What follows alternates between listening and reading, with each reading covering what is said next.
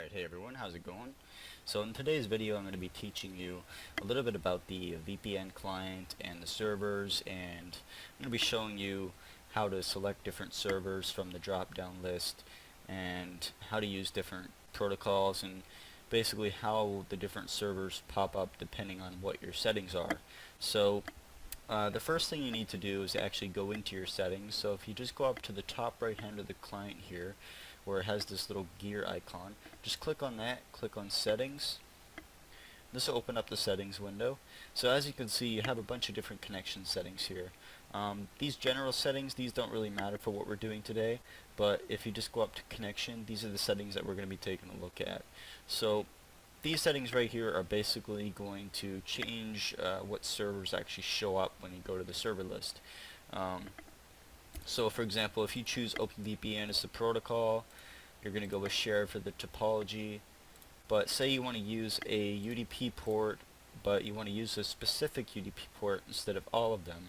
Instead of looking for servers, no matter what port they're using, you want to look for specific servers that are only using port 443 or 123. Then you would select one of these specific ports, and that would filter the server list depending on what you chose. So for the protocol, it's the same thing. It's pretty much the same thing for all these different settings here. So if you chose a modulating server or a public server, that would change the server list. It would filter it by only servers using the public topology and the OpenVPN protocol and TCP protocol for OpenVPN, and then the automatic port, or if you selected a specific port, it would look for servers with that specific port only. So you get the idea. It's pretty simple. So I'm just going to go back and change this to what I had it to before. So OpenVPN, shared, UDP, automatic. That's fine for what we're going to be showing today. So yeah, that's how you basically set that up. That's basically going to change the amount, the different servers that actually show up in the server list. In order to get the server list opened, you're just going to have to go up here to the right hand side of the client again. But instead of going up to the very top there, you're going to want to go down a little bit right to this button here. This little white icon is right beside the server name. Just click on that, and it's going to bring out the server list. And this is where all your servers will come up, depending on the settings that you chose earlier. So as you saw, we selected shared as the topology, and we set it to OpenVPN with the port as automatic, and we are using the UDP protocols. That's the servers that's actually showing us right now. So all of these servers are only the shared servers with UDP and also using just whatever port is available, pretty much. So if I selected a certain port, then it would filter them also by which port I chose. But we're just choosing all of them. So let's go ahead and connect to a server. So the thing you want to do when actually looking for a server to connect to is actually look for the server with the least amount of ping. So if it's like 52 ms or maybe 10 ms or like as low as you can possibly get, you want to choose that server. It doesn't matter where it is. It doesn't matter if it's like way further away from you than another server that might be a little bit higher. If the server is a lower ping, then you'll want to choose that server. It's going to be faster no matter where it is. If it has a lower ping, it's going to be faster. So you want to select the one with the least amount of ping. So I'm going to go ahead and choose Los Angeles, US, since that is the one with the least amount of ping for me personally. And I'm going to go ahead and connect to it.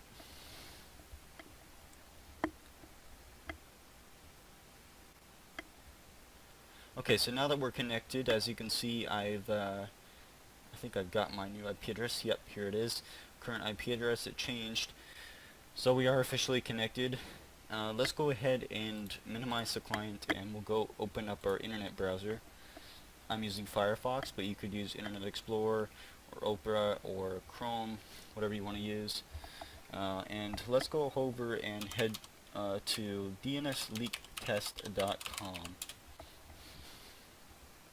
And this is going to allow us to basically check and see if our DNS servers are resolving to our real IP address or not, if we're actually leaking our DNS. And if we are leaking our DNS, then we're going to want to make sure that we enable DNS leak protection, which I have done already. So let's go ahead and do an extended test, and as you can see, we do have that new IP address here, so that's good. Let's do an extended test. And as you can see, we are using a LiquidVPN server for the DNS, as you can see, so our DNS is not being leaked. It comes to a DNS server IP address for the DNS, a public DNS server, and for the host name it's got LiquidVPN in it, so you know that this is in fact a LiquidVPN public DNS server. So that's good. Our DNS isn't being leaked, we're completely protected. So let's go ahead and do a speed test now, and just see how fast our connection actually is. Now you probably won't get this little option here to activate Adobe Flash because I actually have it on click to play, which allows me to activate it optionally, but you'll probably have it automatically activated, so you probably won't have to worry about this. But I'm going to go ahead and activate it.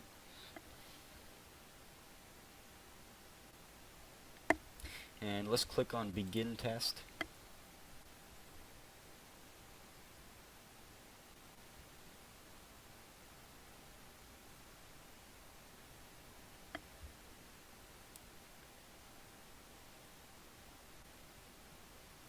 So as you can see, the ping was pretty fast there. Checked it pretty quick. That's a good sign. The ping is 47 ms, which is actually a little bit lower than what it said in our client, so that's pretty good. As you can see, my download speed has gone up to 44 megabytes per second. That's really good because my base connection is actually 60 megabytes a second, so it actually hasn't gone down by that much at all. And that is normal for a shared VPN channel or a public VPN channel, or really any of them.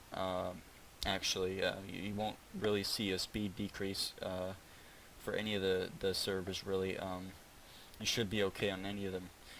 So upload 13.24 megabytes per second. That's pretty good. My upload is actually 10 on my base connection, so that's actually really good. It actually boosted my upload speed.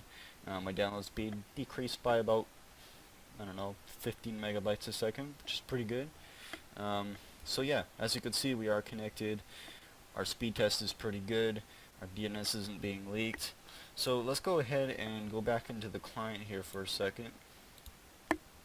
And as you can see, we've been connected for 3 minutes and 28 seconds. That time is not recorded. It does not get sent back to our LiquidVPN servers, so this information is completely private to you and your computer only. So that information isn't recorded, so don't worry about that. VPN protocol and encryption. You can't change this as of now, but who knows what will happen in the future. Topology shared.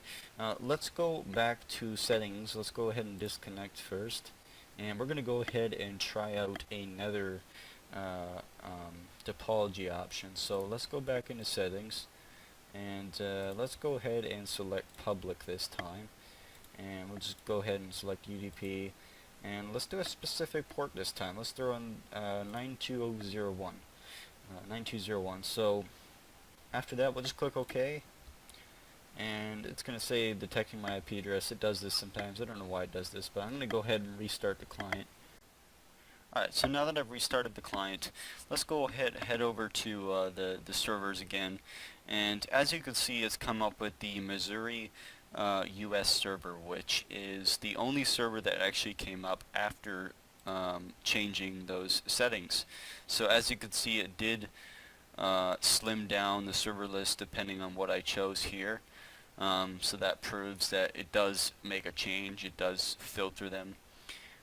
So that's how that works. Another cool thing that we can do is we can actually select the regions here. So if we go back into settings real quick here and just change that back to what we had before to give us more options. Let's change it back to automatic. And as you can see, we have a bunch of servers now. So what's something really cool that we can do is if you're in like North America and you want to basically filter all of the regions to North America only, you could select that. And now it'll only select the North American servers. It'll only show up the North American servers for the settings that you actually chose. So, and then also, if you want to, let's just go back to all. If we want to say add a bunch of these servers to our favorites list, like the fast ones, the ones that are really fast, that have a much better speed. So let's unfavorite that one because it's a little bit high. Let's scroll down here. Let's go to, let's favorite this one. It's 168 ms, which is not bad. It's in Rotterdam. Honestly, I couldn't even tell you what that state is off the top of my head. No idea. So yeah, let's go up. 50. Okay, I had those favorited already. 150. That's not bad. Florida, U.S. So that's pretty nice. Okay, so that's pretty much it. That's all the ones I want to actually put into my favorites for those settings specifically. But this is actually going to put them in my favorites no matter what type of servers these are. So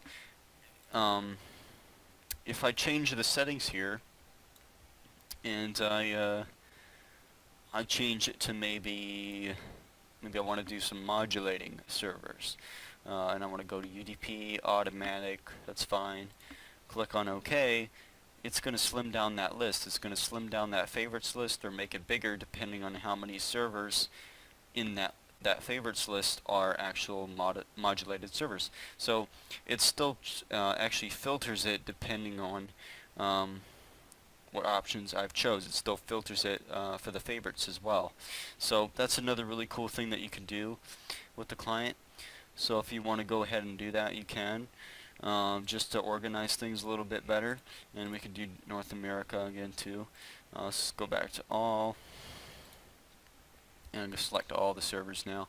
And if I actually go to settings again, and if I go and do shared, and let's do some TCP servers this time. And actually, you know what? Let's do some IT or L2TP IPsec servers, and let's do the shared one. And let's click OK, and we'll see a bunch of servers here. Notice that none of the favorite ones are in here anymore because it's only showing us the IPsec servers, which are completely different from OpenVPN. This is a whole new list of servers, even this Canadian one as well. So if we want to favorite these, we can do that. I'll just favorite the Canadian one because I don't want to have to remember which ones I put in here and fix it later. But anyways, actually, you know what? I'll just favorite a few more here. So there's some here that have really low pings, which I really like to see.